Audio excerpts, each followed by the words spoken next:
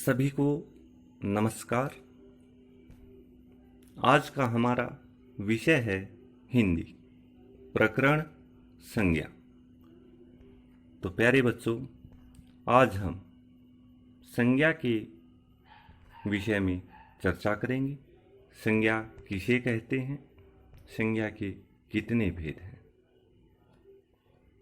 तो सबसे पहले हमारा प्रश्न है, संज्ञा किसे कहते हैं?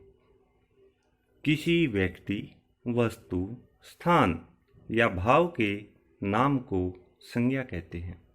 जैसे गणेश,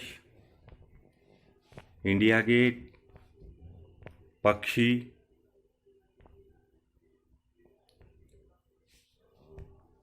संज्ञा के कितने भेद होते हैं? संज्ञा के मुख्य रूप से 3 भेद होते हैं। व्यक्तिवाचक संज्ञा, जातिवाचक संज्ञा, भाववाचक संज्ञा। एक बात का हमें विशेष ध्यान रखना है, जातिवाचक संज्ञा के 2 उपभेद हैं।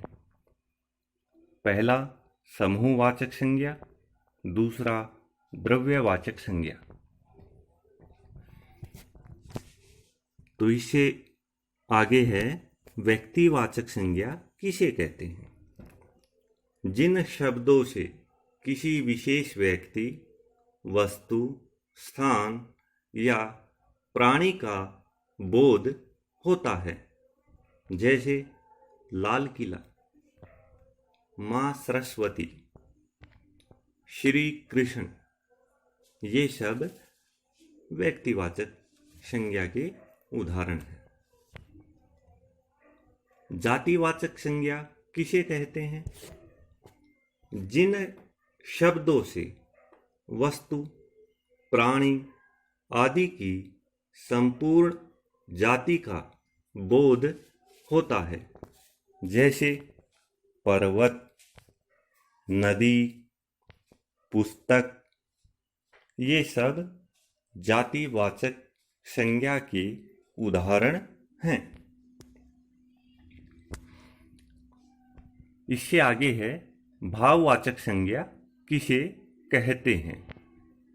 जिन शब्दों से किसी गुण, भाव, दशा, कार्य आदि का बोध हो। जैसे एकता, बुढ़ापा, दुख, आनंद आदि। हम इनका अनुभव कर सकते हैं, इन्हें छू नहीं सकते। इससे आगे है समूहवाचक संज्ञा किसे कहते हैं? जो शब्द किसी समूह का बोध कराते हैं।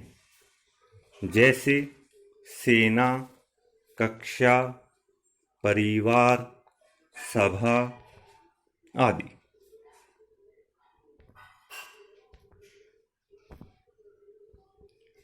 द्रव्यवाचक संज्ञा किसे कहते हैं?